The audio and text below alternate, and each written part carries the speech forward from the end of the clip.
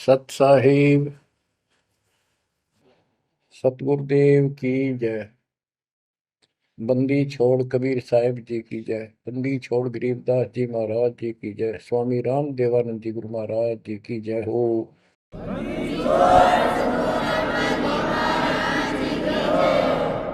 सर्व संतों की जय, सर्व भक्तों की जय, धर्मी पुरुषों की जय। श्री काशी धाम की जय, श्री सुडानी धाम की जय, श्री क्रोथा धाम की जय, श्री बरवाड़ा धाम की जय। सत साहिब गरीब नमो नमो सत पुरुष को नमस्कार गुरु के नहीं। सुर नर मुनिजन साधुआ संतों सर्वसदी नहीं। सतगुरु साहेब संत सब दंडोतम प्रणाम। आगे पीछे मध्य हुए तिनको जा कुर्बान। नराकार निर्विषम काल जाल भय बंधन। निर्लेपम निज निर्गुणम अकल अनुपेशंदनम। सोहम सुरति समापतम सकल समाना निर्तल। उज्ज्वल हिरंबर हरदम अम्बे पर्व अथाह वार पार नहीं मध्य तुम। ग्रीव दोष मरत सिद्ध होई गणनायक गलताना। करो अनुग्रह सोई पारस पद परवाना। आदि गणेश मनाओ गणनायक देवन देवा। चरण कमल लाओ आदि अंत करूं सेवा। परम शक्ति संगीत हृदय सिद्धिदाता सोई। अविगत गुण अतीतम सतपुरुष निर्मोही। जगदम्बा जगदीशम मंगल रूप मुरारी। तन मन अर्पो शीसम भक्ति मुक्ति भंडारी। सुर नर मुनि जन ध्यामय ब्रह्मा विष्णु महेशा। शेष सहस मुख गावै पूज्य आदि गणेश।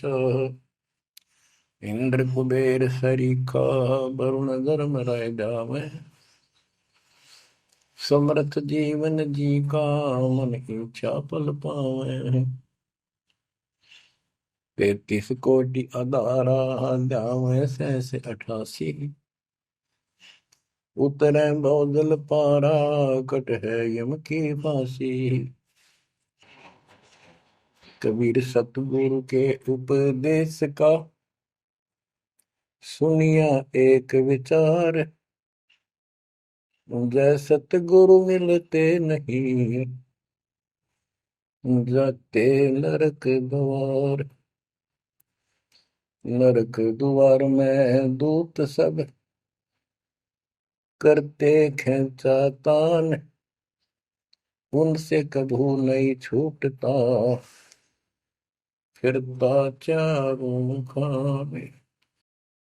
कबीर चार खानी में भरमता कबहू न लगता पार। सो फेरा सब मिट गया मेरे सतगुरु के उपकार। जय जय सतगुरु मेरे की। जय जय सतगुरु मेरे की। सदा साहिबी सुख से बसियो। अमरपुरी के डेरे की। जय जय सतगुरु मेरे की। जय जय सतगुरु मेरे की। सदा साहिबी सुख से बसियो। अमरपुरी के डेरे।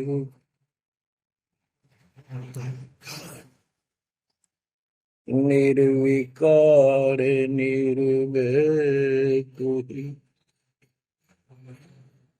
और सकल वैमान।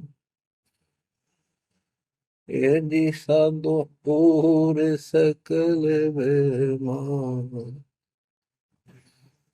सब पर तेरी साहिबी, सब पर तेरी साहिबी, तुझ पर साहिब ना, निर्विकार निर्भय, निर्विकार निर्भय तू ही, पूर सकल बेमा, हे जी साधु पूर सकल बेमा, सब पर तेरी साहिब, सब पर तेरी साहिबी, तुझ पर साहिब ना, निर्विकार निर्भय।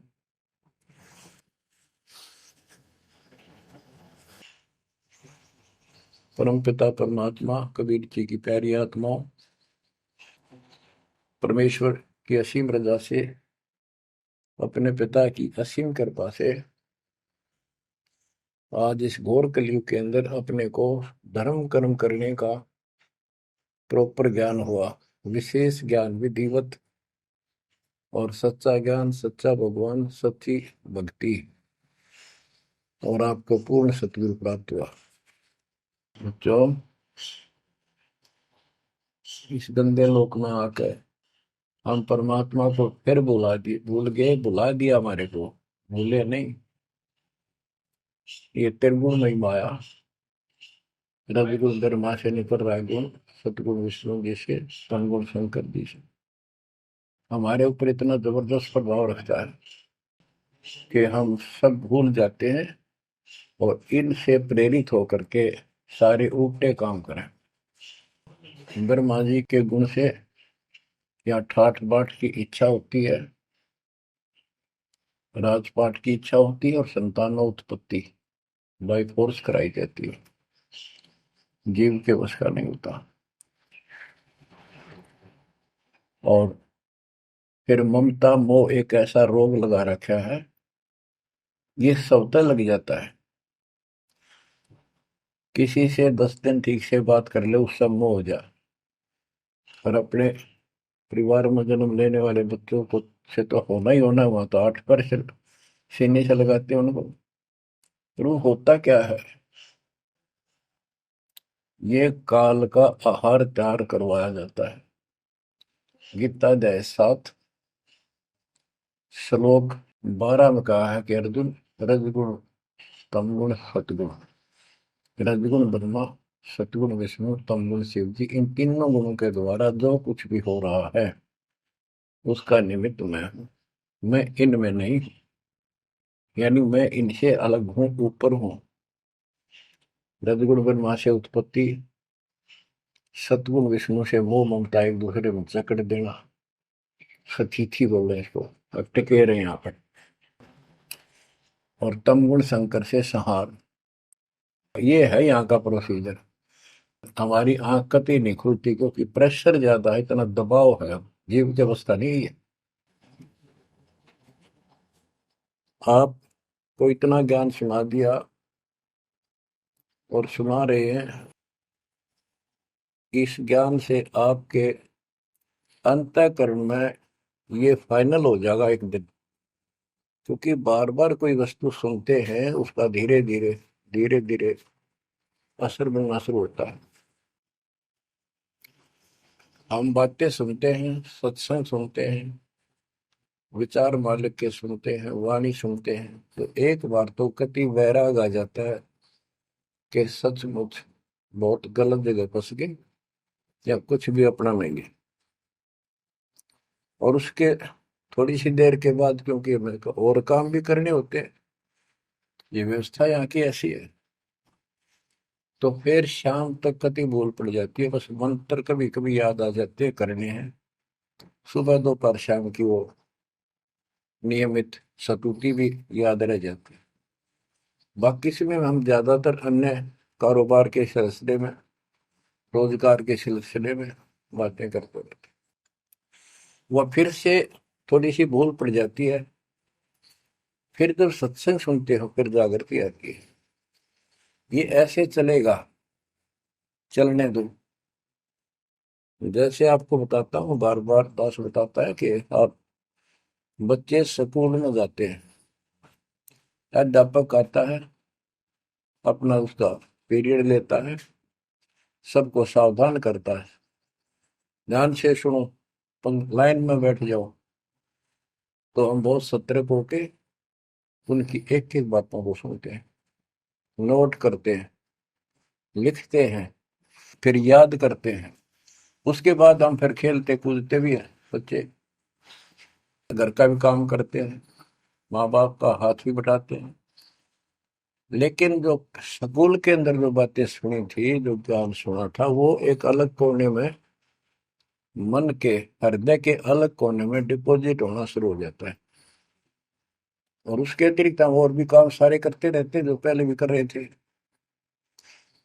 एक दिन हम विद्वान बन जाते हैं, वो काम फिर भी कर रहे हैं। इस ज्ञान को रह रहकर सुनने से एक दिन आत्मा कति दृढ़ हो जाएगी कि इस संसार में एक दिन भी रहने का नहीं है, ये संसार एक दिन भी। और कभी भी फिर शरीर यहाँ से छूट जाए, जाने का टाइम आ जाए, नो प्रॉब्लम। हमारी आस्था सतलोक में जाने की होगी, क्योंकि हमने वहां जाने का टारगेट बना रखा है। पहले तो हमारा कोई टारगेट नहीं था, हमारे पास जाएंगे कहाँ। उसमें कोई बच्चे में मोह हो जाता, परिवार में मोह रह जाता, यही कुत्ते बनकर जन्म ले लेते। कबीर साहब कहते, जहाँ आशा तहाँ बासा हुई, मन कर्म वचन सुमरियो सो। गीता अध्याय 7 श्लोक 6 में यही स्पष्ट किया है कि अर्जुन, अंत समय में जो जिस भी भाव में भावित रहता है, जिसके ऊपर जिसमें आस्था रहती है, वो उसी को प्राप्त होता है। जब तक हम भक्ति नहीं करते, इस ज्ञान से परिचित नहीं होते, तो हमारा संसारिक संसारिक यानी परिवार में, संपत्ति में, इसमें कभी हम जकड़े बैठे होते। एक उदाहरण दिया करते थे गुरुदेव, एक बूढ़े की मृत्यु होती, किसान था, पशु रक्षा करते थे, मृत्यु होने लगी, उसकी जुबान बंद होगी। आसपास परिवार के सदस्य आगे, वही पिताजी तो अंतिम टाइम आ गया, वो आगे। तो थोड़ी देर के बाद वो ऐसे संकेत करने लगा, ऐसे इशारा हाथ से। उन्होंने सोचा भाई पिताजी कुछ कहना चाह रहे हैं, हो सकता है कोई धंधा रखा और बताना भूल गया, वो अचानक मृत्यु होगी। एक डॉक्टर बुलाया, उसने पता था कि एक बार ये बुलवा देगा, 500 रुपये लेगा, ऐसा इंजेक्शन लगाता है। वो बुलाया गया, उसने इंजेक्शन ला दिया। पिताजी बता बता जल्दी क्या कहना चाहो थे। एक गाय का बछड़ा झाड़ू मुंह में दे रहा था, उन्हें खराब कर रहा था। जो बोला, देख यो बछड़ा झाड़ू चाबे, तुम कित मर गए, नाश करोगे मेरे गाय पाछे, ये नुकसान कर दिया।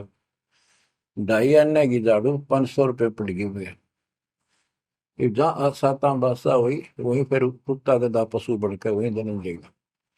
तो हमारी ये वृत्ति यहाँ से हटेगी, इस ज्ञान से अंतिम समय आप यहाँ कुछ याद नहीं आओगा। इस ज्ञान ने सुनते रहे और भक्ति करते रहे, मर्यादित रहे। ज्ञान के साथ साथ यह भक्ति आपको सहारा देगी अंतिम समय में, मन को उधर धकाने के लिए।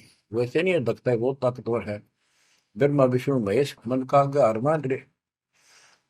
ये ज्ञान और इस भक्ति की शक्ति इस आत्मा को न धका देगी ऊपर। अंत समय में सेकंडों के अंदर सतलोक बैठे पाएंगे। इस पर लगे रहना, इस मार्ग से जैसे दास आपको बताता जाएगा। अमर करूं सतलोक पठाऊं, ताकि बंदी छोड़ करूं। कबीर साहब कहते हैं, मैं अमर करूं सतलोक पठाऊं दे दूं, इसलिए बंदी छोड़ कर लाता हूं। अब यहाँ ये क्यों हो रहा है, क्या हो रहा है, आपको सब पता है। पहले तो नहीं था, पर अब पता लग गया आपको, बिल्कुल सही पता लग गया। माता पिता के सामने बच्चे एक या दो तुरंत मर जाते हैं, चक्कर मारते रह जाते हैं, हाथ कुछ नहीं आना, और कई महीने वर्षों तक उसकी याद सताती रहती है। हम इतने विवश हैं, हम इतने बंद में हैं, हम कुछ नहीं कर सकते, लाचार हैं। एक राष्ट्रपति किसी देश का या प्रधानमंत्री या अन्य कोई शख्स मानता अपने आप को, उसका इकलौता बेटा मर गया, प्रधानमंत्री का, टक्कर मारा वो टक्कर। और उससे पहले जब आकाश में वो थी उसकी तुती, साथ में आकाश में रहा था, उसका दिमाग धरती पे पटक दिया। एक बताते हैं, महाभारत में प्रकरण आता है, द्रोणाचार्य, ये गुरु था कौरव पांडव का, और शिक्षा दिया करता, मोह मत करो, मोह सबसे बड़ा खतरनाक है। द्रोणाचार्य का जब लड़का अश्वत्थामा मरा, मरा नहीं था उस समय तक, ये कह दिया गया कि अश्वत्थामा मर गया। वो झूठ बुलवाई गई थी श्री कृष्ण में प्रवेश काल द्वारा, कि एक अश्वत्थामा नाम का हाथी था, उसको मार दिया गया। और युधिष्ठिर का बहुत विश्वास करते थे सब कि ये सत्यवादी है, कभी झूठ नहीं बोलता। तो काल ने यह चाल चाली कि द्रोणाचार्य पांडवों की सेना को मार डालेगा, बहुत जबरदस्त तीरंदाज है, बहुत गजब का शूरवीर निशानेबाज है, इसको कंडम किया जाए। तो उसको कंडम करने का तरीका अपनाया कि इसको ये झूठी खबर फैलाई जाए कि इसको थमास का बेटा मर गया युद्ध में, फिर ये पागल हो जाएगा। ऊपर तक दुनिया गीत गाती है, जब लग गया अपने, जब पता लग गया तो युधिष्ठिर से झूठ बुलवा दिया कि तूने कह दे कि अश्वत्थामा पीते, अश्वत्थामा मर गया, तेरी झूठ भी ना होगी, हाथी मर गया ना, ये हो जाएगा। तो पहले तो युधिष्ठिर माना नहीं, फिर ये कहा कि हाथी मार दिया है, तो ये झूठ थोड़ी है। झूठ तो थी है, यूं थोड़ा। पहले हम छोटे से थे तो यूं कहते, अरे झूठ बोली तो ना पाप लगेगा, बोला ना, उंगली पर उंगली चढ़ा के बोली थी, ये कौन पाप लगे। यानी ये अपने फार्मूले हैं, पाप तो पाप तो लगेगा। तो सब ने कहा कि आपका बेटा सोथामा मर गया, दौड़ना चाहिए। तो बोला नहीं, मेरा बेटा नहीं मर सकता, नहीं मर सकता, उसको मारने की हिम्मत किसी में नहीं है। कि युधिष्ठिर कह देगा तो मैं मान जाऊंगा। तब युधिष्ठिर ने कहा, अश्वत्थामा आते नर व कुंजर, नर तो जोर तो बोल दिया, व कुंजर, भाई हाथी आदमी या हाथी, ये नहीं कह सकता। वो मन मन में बोल दिया। तो यह बात सुनकर अश्वत्थामा आते, अश्वत्थामा मारा गया।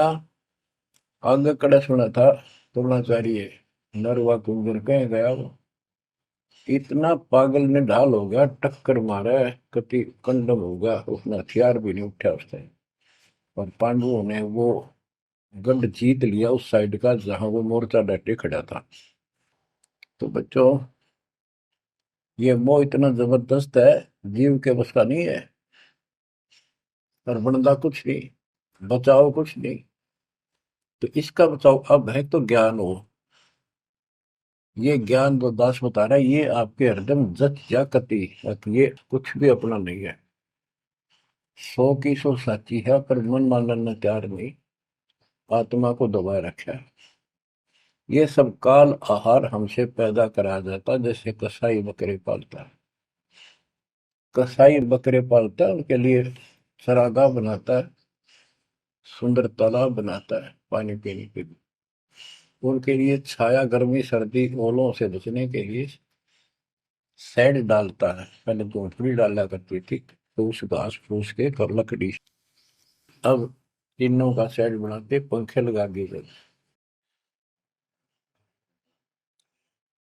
और ये समझो कि जैसे कसाई ने 3 पाली रखे हैं नौकर, एक बकरे मोल लाके वहां छोड़ता है, दूसरा उनकी पालन पोषण करता है, और तीसरा उनमें से निकाल के और अपने कटवा देता, बेच देते हैं, कसाई को सौंप देता है।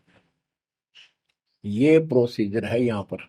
जैसे कसाई कभी कभी आता रहता है, बकरों को देखता है, संभालता है, तो उनके कमर पे हाथ मारता, शरीर पे, और वो उसको अपना एक बहुत हमदर्द मित्र मानते हैं, मालिक मानते हैं। देखो हमारे को कितनी सुविधा दे रखी है,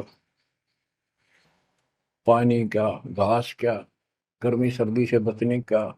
वो देखता तो हाथ मार के ऐसे है कि ये कितनी कीमत का हो गया, कितना मांस है इसमें। और वो समझते हैं ये प्यार करे हमारे से, कसाई लाड करता है, वो भी उसको प्रतिफल में जीभ से चाटते हैं, उसका हाथ प्यार करते हैं। और कई कई तो उसके ऊपर पैर फैला कर उसको प्यार देना चाहते, सीने से लगाना चाहते हैं। बकरे ऐसा पशु भी प्यार देते हैं, उसको अपना मानते हैं। वो देख रहा है इसमें मांस कितना है, और नौकरों को बता देता है इन इनको निकाल लो। उसका कोई रेम नहीं है, कितना लाड करो, कितने उसके गुण का, उसने उद्देश्य यही है, उसका मतलब यही था उनको पालने का। कबीर साहब कहते खाई खुराक का पैन पोशाक का यम का बकरा पलता है। या बढ़िया बढ़िया माल खा के और सुंदर सुंदर कपड़े, ड्रेस, अटपट फैंसी के कपड़े, ये पहनेंगे वो पहनेंगे। कहते खाई खुराक का पैन पोशाक का यम का बकरा पड़ता है। काल के बकरे पड़न लग रहे हो तुम।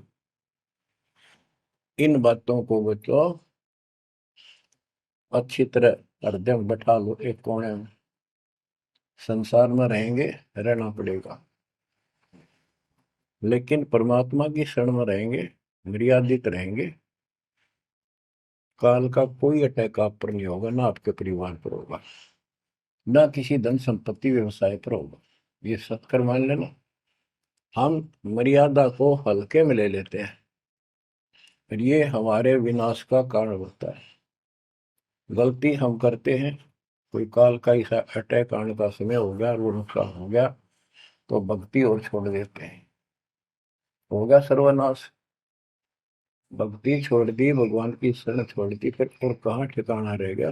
कटी पतंग हो गए।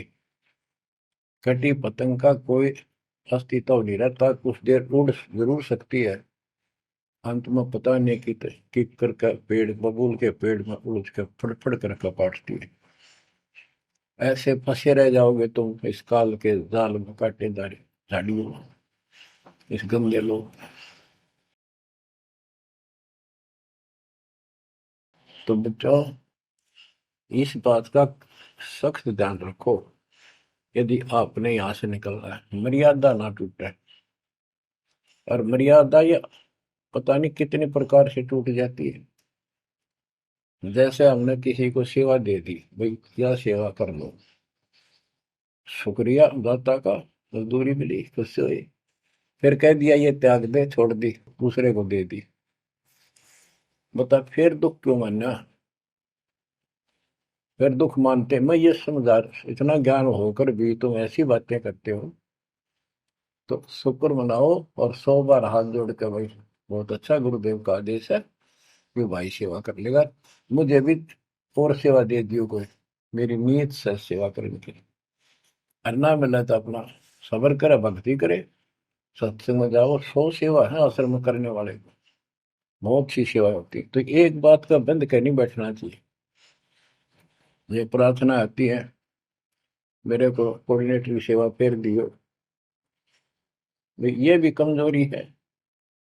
जैसे एक डॉक्टर के पास बूढ़ा आदमी गया, कमजोर सा, अवस्था में, अस्थि पिंजर बने जा शरीर का, जाके बता डॉक्टर जी मैं खड़ा होता हूँ तो चक्कर आते हैं, क्या करूँ। डॉक्टर बोला कमजोरी है, वीकनेस ऑफ बॉडी। बोला पिंडी दुख है, पिंडी, पैरों की। डॉक्टर बोला कमजोरी है। फिर वो व्रत बोला जी, मेरे सारा शरीर में भड़कुआ रहती है, यानी सारे शरीर में दर्द सा बना रहता है, चबक चबक नाड़ी करती है। डॉक्टर बोला कमजोरी है। वो वृद्ध गुस्सा होकर बोला डॉक्टर ने, तो डॉक्टर है गम चक्कर है, एक का बात जाना है कि कमजोरी है, कमजोरी है, और भी तुम्हें बताओगा। डॉक्टर बोला ये भी कमजोरी है, this is also due to weakness. ये क्रोध भी कमजोर आदमी ने घनाया कर, यह भी कमजोरी है। तो बच्चों यह सारी ये कमजोरी है जो मर्यादा से नारी हटकर करोगे, चाहे कुछ भी कर लियो। मर्यादा को हल्के में ना लो। जैसे हमने इतने सारे नियम बना दिए, भक्ति करनी है तो इनका पालन करना पड़ेगा, नहीं तो फिर गधे बनकर कुमार के नियम में चलना पड़ेगा। एक कदम भी अपनी मर्जी से नहीं जा सकते, बैल बनकर नाथ डल जाएगी, छच्चर बनकर बग्गी में दौड़े जाओगे, रेड़ी में, फिर चलेगी क्या आपकी मर्जी। असंग जन्म तन मृत्या हो गए, जीवित क्यों ना रे। दवा दस दर मद मैल मठ बोरे, बोर ना दे धरे रे। तो बच्चों जीवित मर लो, इन बातों को छाती में धर लो, हृदय में बैठा लो, कति मस्तिष्क में। ये संसार आपका नहीं है, ये परिवार आपका नहीं, ये संपत्ति या कार कोठी तेरी नहीं, गरीब काया तेरी है नहीं, ये माया कहां से हो। चरण कमल में ध्यान रख, इन दोनों को खो, इनको भूल जा, अपने गुरु जी के चरणों में ध्यान रख, उनके बताए दिशा निर्देश के आदेश से आधार से अपना जीवन निर्वाह कर। बच्चों आंख खोल लो, बार बार ये बातें बताई जाती हैं। जब ऊक चुप हो जाएगी फिर तो रोना शेष रहेगा, नथिंग एल्स। इस मार्ग में अहंकार इंसान को मारता है। किस चीज में अहंकार करो, माया होगी तो अहंकार होगा, कोई पोस्ट पद ठीक सी होगी तो अहंकार होगा, शरीर स्वस्थ है, थोड़ी सी जान, अहंकार हो गया, एक परिवार में पांच चार लाठी ठाणिये हो गए तो अहंकार हो गया, और अपने बॉडी की ताकत का अहंकार। और भी सैकड़ों कारण है जो इंसान के मन में दोष पैदा हो जाता है। तो ये इंसान का सबसे बड़ा खतरनाक शत्रु है। परमात्मा को अहंकार पसंद नहीं, और छोटी मोटी गलती को माफ कर सकता है।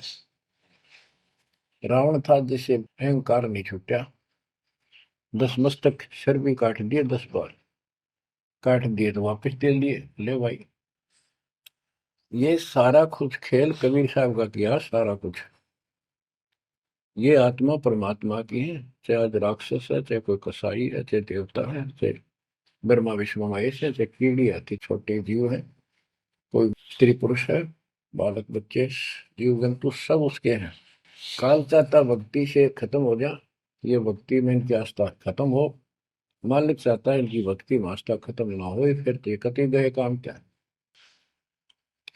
जो भी जैसी साधना मालिक के नाम पर बैठ कर कहीं कर रहा है, उसके पिछले संस्कार से, उस भक्ति से जो उसको मिलना है, उसके साथ साथ परमात्मा उसको सहारा देते हैं।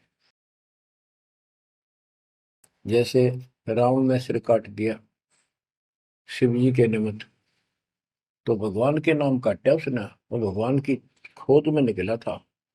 साधना गुरु गलत मिलने से उसको मार्ग गलत मिल गया, पिछले जन्म के संस्कारी ही इतने सेक्रीफाइस कर सकते, इतनी कुर्बानी कर सकते, वैसे नहीं हुआ करते। तो पिछले जन्मों में वो भगवान का भगत रहा है, फिर इतना बिगड़ गया कि राक्षस बन गया। तो उस मालिक ने उसको 10 शीश वापस दिए, लेकिन बकवाद करी तो अंत बुरा हुआ। उसके कर्म में जो सिद्धि सिद्धि की, उनसे धन दे दिया, वो धन भी यही छोड़ गया।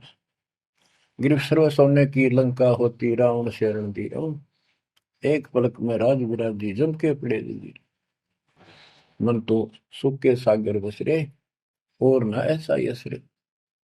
क्या मांगो कुछ थिर न राही, देखत नैन चला जग जाई, एक लख पूत सवा लख नाती, उस रावण का आज दीवान बाती। एक पुत्र मांगते फिरते हैं, एक बेटा देते, हे भगवान बेटा हो गया। बेटियों की तो हम गिनती नहीं करते, बेटा चाहिए बेटा। वो किस लिए वो गलतफहमी पैदा कर रखी थी कि बेटा ना हो यहाँ तक गति नहीं होगी माँ बाप की, क्योंकि अंत समय में जेठा बेटा, बड़ा पुत्र माँ बाप का अंतिम संस्कार करे, यानी उसने फूका है, फिर उसकी अस्थि डाल करावे, फिर उसकी क्रियाक्रम करावे, तो उसकी गति हो। और जिसका बेटा नहीं उसकी गति नहीं हो सकती, उसको तो संतान वाला मानते भी को नहीं, मना नहीं करते थे। अब तो ये चांदना होगा, रोशनी होगी, बेटा बेटी है, कितनी मूर्खता का काम था। लेकिन काल ने तो उल्टी पढ़ाई पढ़ानी, उल्टा रास्ते डालना, वो होना एक परंपरा बनाकर बैठ गए। वो एक लकीर के फकीर होंगे। जैसे राजा दशरथ का सबसे बड़ा बेटा रामचंद्र था, उसको राज दे दिया, और बच्चों फिर उसको वनवास देना पड़ गया मजबूरी में। रामचंद्र जी वनवास में चल पड़े। राजा दशरथ का इतना मोह था अपने बच्चों में, रामचंद्र में विशेष, और जो बिछुड़ा उसमें ज्यादा हुआ करे, तो दोनों चल पड़ा। महल के ऊपर चढ़ के देखा, दिखता रहा, फिर नहीं दिखा तो चौबारे की अटारी पर चढ़ गया। चौबारे पर चढ़ कर जहां तक उससे दिखा, फिर मुंडेर पर चढ़ गया, एडी ठाई गिर गया, वहां से जमीन पर गिर गया, गिरते मर गया। अब रामचंद्र वापस नहीं आया, उसका अंतिम संस्कार किसने करा? वो पूछने वाला वे मंदबुद्धियों ने जो दुनिया को भ्रमित क्या करते थे, किसी की अकल वहां नहीं गई वहां तक। जेठा बेटा था ही नहीं, फिर उसके अंतिम संस्कार किसने करे? दूसरे ने करे होंगे। तो ये बात कहने की है, तो इसका मतलब उसकी गति हुई नहीं, बेटा होते हुए भी अंतिम संस्कार नहीं कर सका। तो इन बातों ने छोड़कर सतगुरु कबीर साहब द्वारा जो ज्ञान दिया है, इस पे दृढ़ हो जाओ। देखो, हमारी सारी बात उल्टी है। भक्ति मार्ग में बेटा है, बेटी है, अच्छी बात है।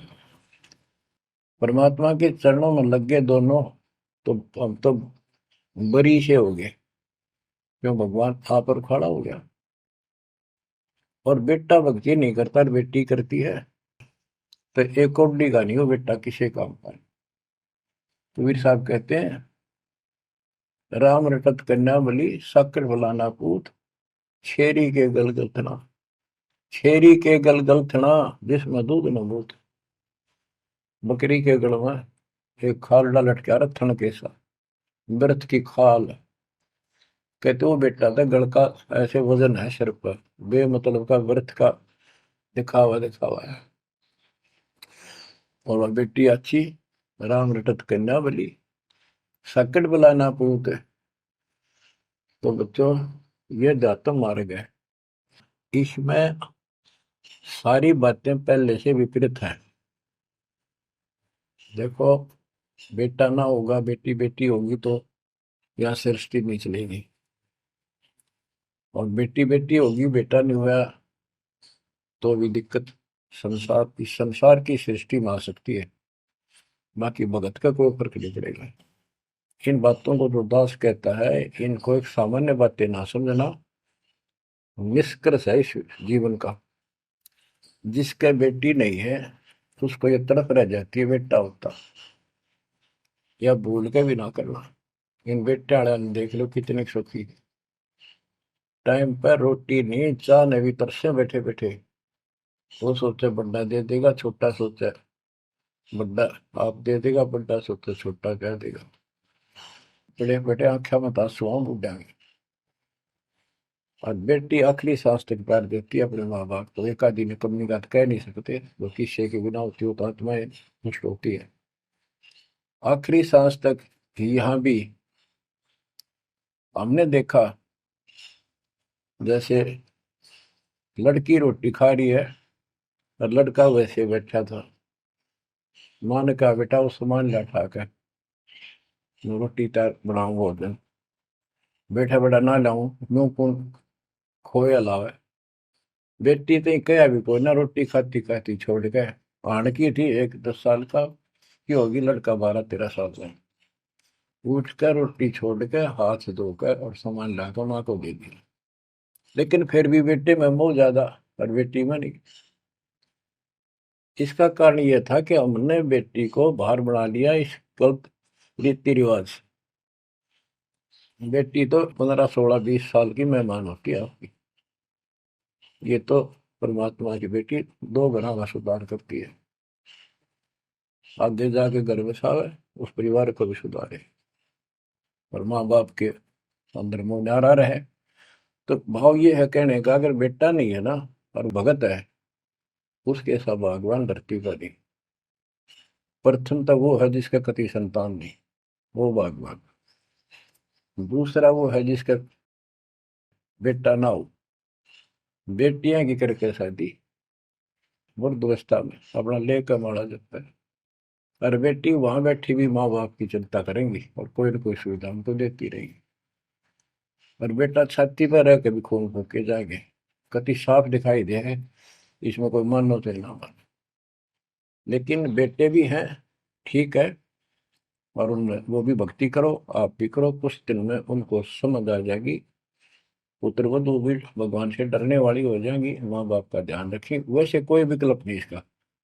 लेकिन इस दुख को हम अच्छा मानते हैं पुत्र ना होने से। हम तो काल ने गधे बना रखे हैं। जितना कष्ट हमें रहे और वजन लग जा रहा है तो हम सीधे चला और कम हो जाता मानने को नहीं। हमारा तो जैसे एक माई का पुत्र मर गया 15, 16 साल का, और भगत थी, टक्कर मारी, रोना पड़े है कि बस की बात है, पाला पोसा ले जाता का। फिर उसने थोड़ा सब्र हुआ जैसे। उस दूसरे जो एक और बिना भगत थे उनके पड़ोस में, जो उनके लड़के की शादी होगी और वह पत्नी थी बदचलन, उनको समझाने की चेष्टा करी कि तू ऐसा ना कर। लेकिन वह तो मानी नहीं, उसने वही फांसी खा ली। अब वह भी मर गई और वो बेटा भी जेल में, और वो सारे जेल में। वो दहेज के कारण, एक बेटा था ऐसे ही, उसने बहू को प्रताड़ित किया दहेज लेने के लिए।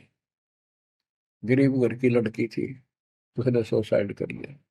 वैसे सुसाइड करना कोई विकल्प नहीं है, इसे गंदे आदमी को छोड़ कर कुमारी रह ले, अपने घर पर बैठ जा। तो उस बेटे के कारण माँ बाप ने भी सजा हुई, बहनों तक भी जेल होगी। इसे बेटे ने के फूका है, ईसा तो पहले मर जाता था, अच्छा था।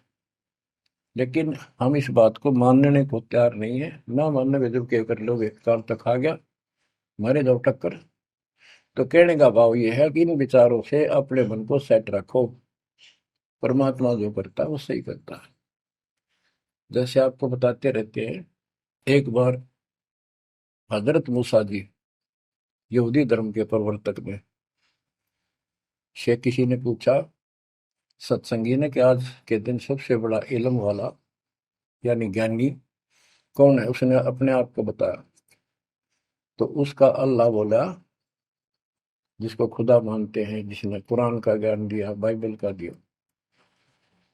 कि मूसा तने ये बात बहुत गलत की, मुझे अच्छा नहीं लगा, तूने अपने आप को कैसे कह दिया मैं सबसे विद्वान हूँ। अब मूसा जी भी अपनी जगह ठीक थे जी, यो ज्ञान आपसे प्राप्त हुआ, आप भगवान खुदा हो, और खुदा जो ज्ञान देता हुआ सबसे उत्तम होता है, मैं उसी के आधार पर कह दिया। बोला नहीं, तेरा ज्ञान तो अल खिजर के ज्ञान के सामने पश्चिम भी नहीं, कुछ भी नहीं है। तो अलखिजर के पास मूसा जी पहुंच गए। अलखिजर जी ने कहा, कबीर साहब थे वो, कि मेरी तो बातों को माननेगा नहीं, विश्वास नहीं करेगा, जो मैं को बातें माननी पड़ेगी, कोई ऑब्जेक्शन नहीं होना चाहिए, और बोल लेगा नहीं, सुन देखता देखता रहिए।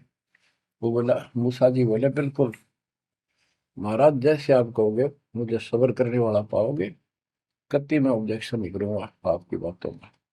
अगर तू खरा उतरा तो ज्ञान बताऊंगा, ना बताऊंगा। उसने रास्ते में चलते एक जवान लड़का था, 17-18 साल का। अलखीजर ने पकड़ के और उसकी गर्दन पकड़ के मार दिया। तो मूसा जी बोले, तनिष बेकसूर को मार दिया, तेरा दिमाग खराब है, यूं क्यों मारा तेने, क्या बिगाड़ा तेरा इसको। तो अलखीजर बोला, मैंने कहा था मैं जो करूँ तू देखता रहिए, बोलना नहीं है, मेरी क्रिया पर अविश्वास ना करना। मूसा जी ने अपनी गलती मानी, चल पड़ा। ऐसे ऐसे 2-3 और कारण हुए, सब में उसने ऐसे ऑब्जेक्शन किया। आखिर में वो बिना हार गया। मूसा के मैं इस योग्य नहीं, मैं आपकी बातों को अविश्वास करता रहा हूँ। लास्ट बता दिया कि इस क्रिया के बाद तो फिर ऑब्जेक्शन किया तो मैं तेरे से बात नहीं करूंगा, ना पे बताऊंगा। ज्ञान बोला भी ठीक है, उस पर भी हार गया वो। तब अल खिजर बोला, सुन ले, ज्ञान तो तूने बताऊ नहीं, तो वो लड़का क्यों मारा था। वो ऐसा दुष्ट पैदा हो गया था, इसके माँ बाप भगत हैं, और उनको इतना परेशान करता, वह रो रो का टाइम काटते। उसके स्थान पर भगवान ने उनके घर में 50 साल की उम्र में एक बेटी का जन्म दिया। उनका सुखी जीवन रहा। ये प्रमाण है उसके अंदर, बाइबल के अंदर। तो बच्चों, ये सत्य मान लो, मालिक जो करे उसको सही मानो।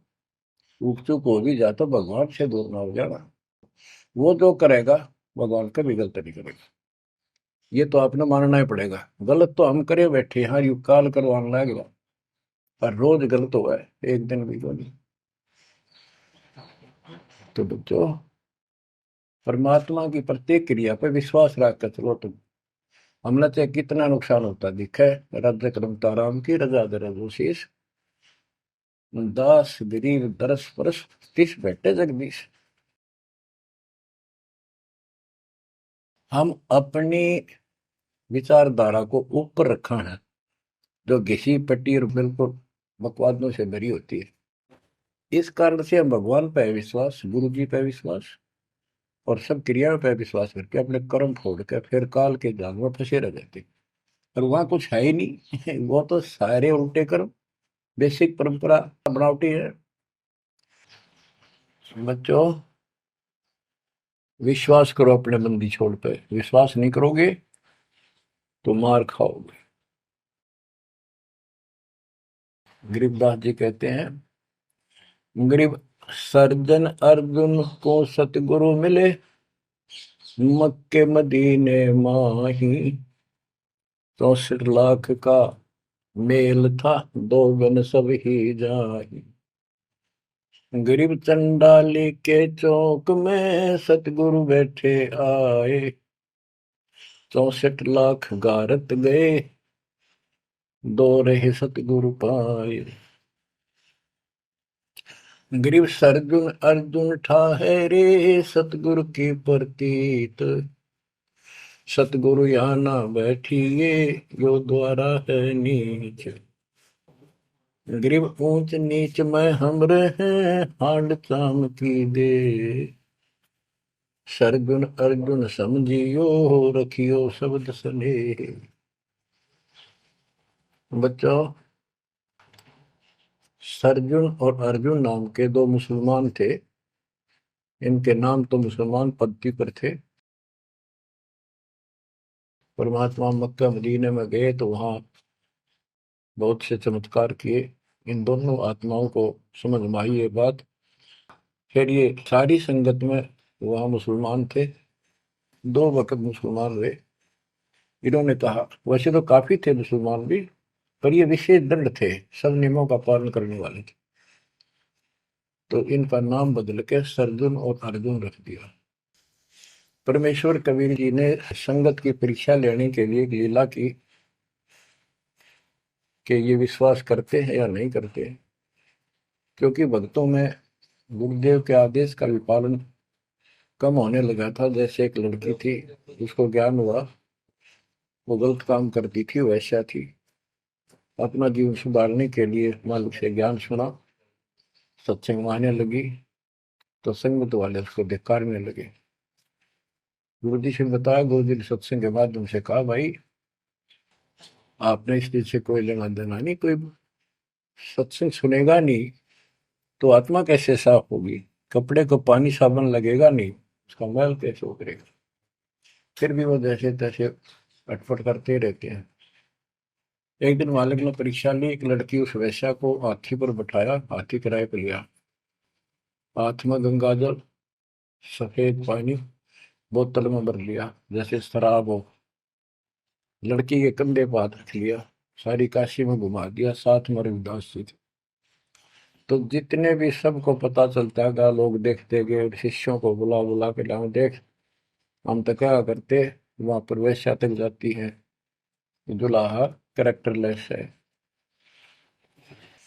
पहले तो हम भगवान क्या करते उसको, इतने सुख दे दिए, जिसमें जान निकली पड़ी थी, टोटा दुखी कर रहा था, शरीर में कष्ट थे, कहीं सुबह का रोटी भी नहीं थी, और इतने ठाट कर दिए गुणे दिनों में। जब तो भगवान थे, आज वो शैतान लगे।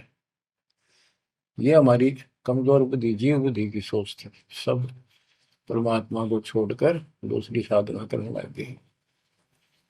गरीबदास जी कहते, बड़ुआ बड़ुआ सब कहे कोई ना जाने खोज। क्यों ऐसे किया था उस मालिक ने, इसको कोई नहीं समझ सका। दास गरीब कबीर कर्म, बट सर का बोझ। कि वो इतने शिष्य बना लिए थे, उसका भार गुरु पे होता है उनको पार करने का। और वो सारे निकम्मे हो गए थे, अविश्वास कर रहे थे, मर्यादा का पालन नहीं करते थे, तो एक का झटके में सारे आप पड़ गए, वो भार सारा उतर गया। तो उस समय अर्जुन सर्जुन बाहर गए हुए थे, उनका ड्यूटी लगाई थी, तो जाया करो मुसलमानों के मेला में, वहां समझाओ लोगों को। तो मक्का मदीना से ये आए। उस समय सारी लीला हो चुकी थी, और कबीर साहब उनकी परीक्षा के लिए उस दिन भी उस लड़की के घर जा बैठे, वैश्या के आंगन में।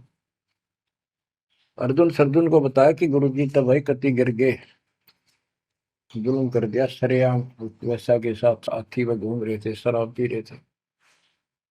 अर्जुन सर्जुन को विश्वास नहीं हो रहा था कि ऐसी क्या बात कर रहे हो, ऐसी बात कहने से ही पाप लगता है गुरु जी के प्रति, तुम ये बोल क्या रहे हो। तो एक बोला, मैं अभी देख का हूँ, आज भी वहीं बैठे ना, एक ही ना, तो जा देख ले, देख लो जाके। वो दोनों वहां गए, परमात्मा बैठे थे, लड़की पैर दुबारी, गुरु जी बैठे चारपाई पे, बेटी बैठी नीचे। तो गुरु जी को शिक्षा देते हैं, गिरिव सर्जुन अर्जुन ठहरे, सतगुरु के प्रतीक। यानी उनने कुछ दृढ़ता दिखाई थी, फिर जाके देखा तो वहां सतगुरु से बोले, सतगुरु आना बैठिए, यो द्वारा है नीच। हे सतगुरु, आप यहाँ ना बैठो, ये तो एक नीच औरत का घर है। परमात्मा बोले, गरीब ऊंच नीच में हम रहे, ये हाड चाम की दे, तुम्हारी हाड चाम की दे है, इसकी कोई। अर्जुन अर्जुन समझियो, रखियो शब्द स्नेह। तुम समझ जाओ, अपनी भक्ति कर लो, जो नाम दिया, इन बातों में कुछ नहीं दे रहा। तुम गुरु को शिक्षा देते हो तो मेरे गुरु हो गए। ऊंच नीच में हम रहे, ये हाड चाम की दे, सरजुन अर्जुन समझियो, रखियो शब्द स्नेह। तो उनकी आंखें जब खुल गई, पैर पकड़ लिए, माफ करो गुरुदेव, मेरे नीच आत्मा है, हमसे बड़ी भूल होगी, क्योंकि वो चाहती उनको भक्ति। फिर परमात्मा ने कहा, बेटा कितनी बात बना लो एकदम, मेरे प्रति वो भाव थारा हो नहीं सकता, तुम्हारे मन में मैल आ चुका है, और ईब मेरे इस शरीर से गुरु रूप से तुम पार नहीं हो सकते।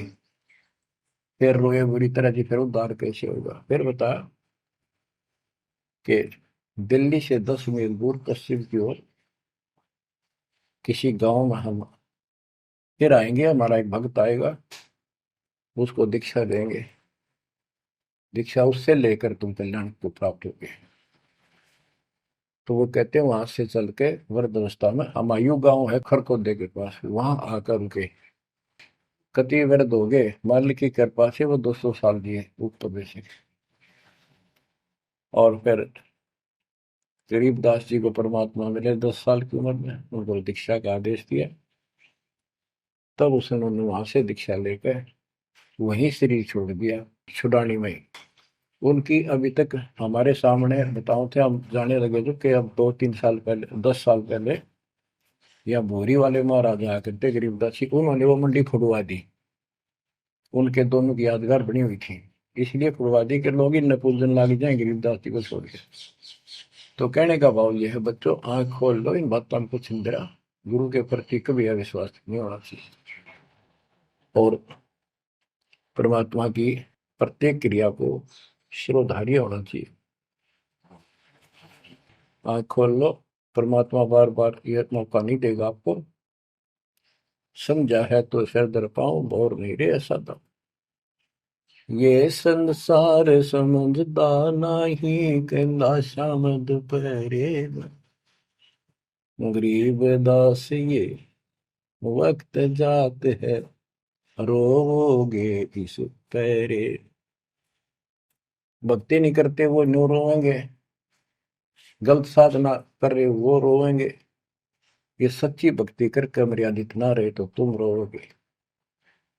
कभी सीधे हो जाओ, समर्पित हो जाओ, मालिक के चरणों में सदा ध्यान रखो, बुराइयों से बचो, सेवा सुमन दान करो, मर्यादा का निर्वाह करो, मालिक आपको मोक्ष दे। सत्साई।